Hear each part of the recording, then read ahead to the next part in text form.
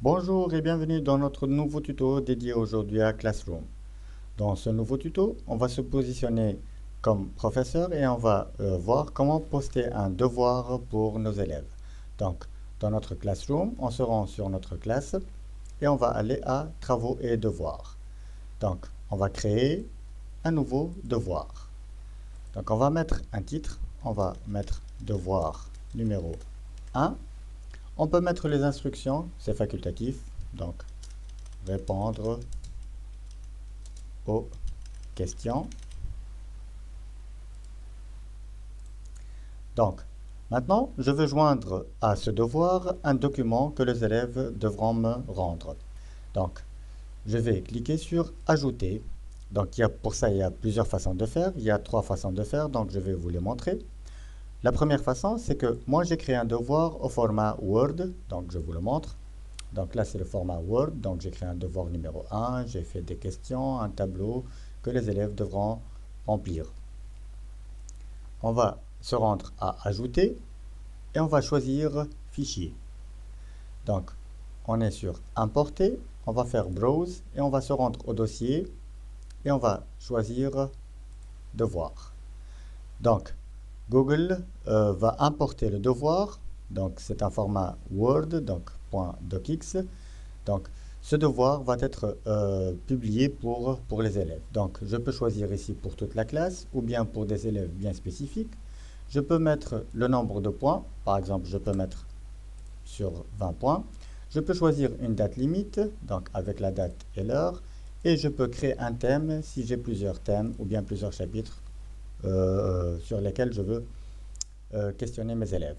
Donc là, si j'utilise cette méthode, j'ai envoyé un document Word aux élèves. Donc cette méthode a une spécificité, c'est que lorsque mes élèves vont recevoir ce devoir, ils devront télécharger ce document, le remplir sur leurs ordinateurs, puis me le renvoyer. Donc je vais publier ce devoir et là, je vais le voir dans les travaux et devoirs. Donc je vois devoir numéro 1 et là, je vois que mon devoir a été attribué et j'ai le document Word. Donc, si je clique dessus, je peux le voir ici comme aperçu. Donc, comme le fait de le voir ici, donc ça veut dire qu'il n'est pas édité. Donc, je ne peux pas écrire dessus. Je ne peux pas le modifier. Je peux l'ouvrir avec Google Docs, mais c'est la même chose, c'est que mon élève ne pourra pas le modifier. Je vous montre maintenant la deuxième méthode. C'est que je vais créer un devoir que je vais appeler devoir numéro 2. Pour les instructions, pareil. Donc je vais mettre répondre aux questions. Et là, je ne veux pas joindre un fichier que j'ai créé préalablement, mais je veux créer un document. Donc je vais faire créer et un Google Docs. Donc il va me créer mon Google Docs ici directement. Et là, je vais cliquer dessus et pour ouvrir mon Google Docs. Donc, je vois que c'est enregistré dans Drive. Et là, je vais rédiger mes questions. Donc là, je vais mettre devoir numéro 2. Donc, soit j'ai préparé, je peux rédiger directement mes questions ici, ou bien j'ai préparé un document Word, je fais un copier-coller, je peux modifier la mise en forme. Donc, je peux mettre du gras, je peux surligner les questions, par exemple. La question 1, je peux la surligner. Donc, je peux faire tout ce que je veux avec Word. Donc, ici, je vais mettre devoir numéro 2 et il est enregistré directement dans Tuto Classroom. Donc, une fois que j'ai terminé, ça y est, je vois cette icône. Donc, l'état, il est enregistré sur le Drive. Je peux le fermer. Donc, là, je vois mon document. Et qu'est-ce que je vais faire maintenant? Je vais créer une copie par élève. C'est-à-dire que maintenant, chaque élève va recevoir ce document avec sa version unique pour chaque élève. Donc si j'ai 40 élèves, je vais avoir 40 documents qui vont être distribués à chaque élève avec son nom. Je peux, pareil, ici je vais mettre par exemple sur 10 et je peux publier mon devoir. Donc là je vois le devoir numéro 2 et là je vois que c'est un Google Docs donc qui possède devoir numéro 2. Si je clique dessus, donc il va m'ouvrir directement, c'est pas comme la première version, il va m'ouvrir directement sur Google Docs. Donc là l'élève pourra directement répondre aux questions. Pour la troisième méthode, donc c'est un peu pareil. Donc je vais créer un devoir et je vais l'appeler devoir numéro 3. Là je vais mettre mes instructions. Et là, j'ai déjà créé un devoir. J'ai par exemple à gérer 2 ou 3 classes. J'ai créé un devoir et je veux utiliser ce même devoir avec une autre classe. Donc là, je vais faire un ajouter et je vais ajouter à partir de mon Google Drive. Donc là, soit dans récent, soit dans mon Drive. Donc je peux voir le devoir numéro 2 ou bien j'ai préparé au préalable un devoir numéro 3.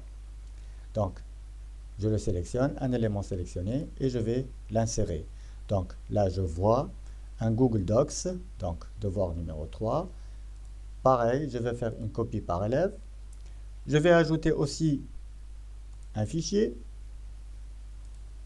Par exemple, là, j'ai le résumé du cours. Donc mes élèves vont se baser sur ce fichier pour pouvoir répondre aux questions. Donc il va m'importer mon fichier sur le Drive et il va être partagé. Donc mes élèves recevront ce document qu'ils devront remplir et un résumé au format PDF qu'ils pourront consulter pour pouvoir répondre aux questions. Donc là, je vais mettre sur 20 et je vais publier mon devoir. Donc là aussi, on va voir les différents devoirs. Donc j'ai mon devoir numéro 3, un Google Docs et un résumé du cours au format PDF que les élèves pourront consulter.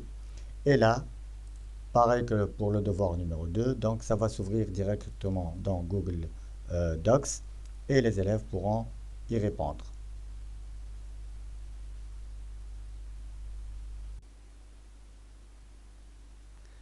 Alors, dans cette partie, on va voir comment corriger et rendre le devoir à nos élèves.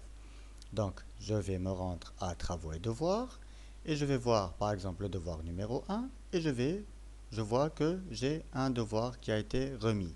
Donc, je vais afficher le devoir, je vois l'élève qui a remis le devoir et je vois mon devoir qui a été remis. Donc, je vous rappelle que le devoir numéro 1 a été fait avec l'importation d'un fichier au format Word. Donc, lorsque j'ouvre ce fichier, je vais le voir consultable au format Word.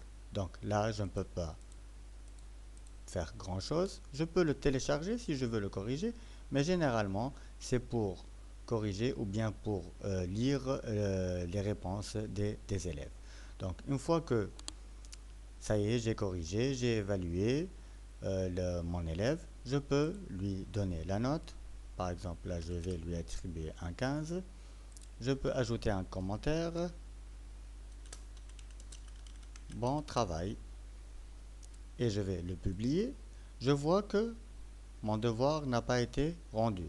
Donc mon élève là peut voir le commentaire, mais ce n'est pas encore, la note n'est pas définitive, ce n'est pas rendu. Donc je vais cliquer sur rendre. Donc là, ça y est, mon devoir a été rendu à mon élève. Donc je vois la note et le commentaire que j'ai fait à mon élève. Donc il voit sa note. Donc c'est rendu, ça y est, il a reçu sa note. Je retourne maintenant pour voir mes autres devoirs. Donc là, je vois que remis, attribué, noté, ça y est, j'ai un devoir qui a été noté. Pour le devoir ou bien l'exemple numéro 2, là on a ajouté un Google Docs. Donc je vais faire afficher le devoir. Il m'a été remis, ça y est. Donc si je clique dessus, maintenant ça va m'ouvrir aussi sur mon Google Classroom. Et là, ça devient plus intéressant. Là, je peux interagir plus avec mon élève et je peux lui mettre des commentaires ou bien lui mettre des annotations. Donc, par exemple, ici, il me parle de l'apprentissage en ligne, il va me parler des avantages pour les entreprises dans le monde entier. Donc là, qu'est-ce que je peux faire? Je peux sélectionner, je vais lui faire un surlignage et je peux mettre un commentaire ici pour lui dire et pour les élèves. Donc,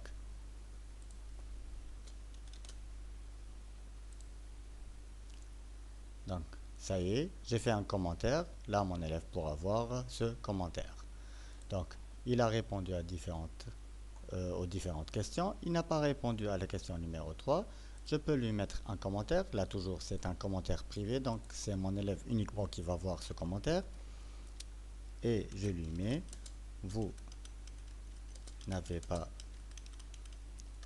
répondu à la question 3.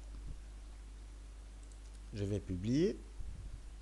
Et comme il n'a plus la possibilité de modifier son devoir, donc ça c'est définitif, je vais lui attribuer un 5 ici.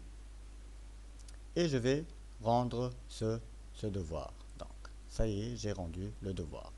Donc, avec la méthode du Google Docs, donc ça devient plus intéressant puisqu'on peut faire des commentaires, on peut surligner, on peut mettre en gras, on peut corriger directement et on peut voir l'historique des modifications. Donc, qu'est-ce que j'ai fait, qu'est-ce que je lui ai attribué, qu'est-ce que je lui ai mis comme note.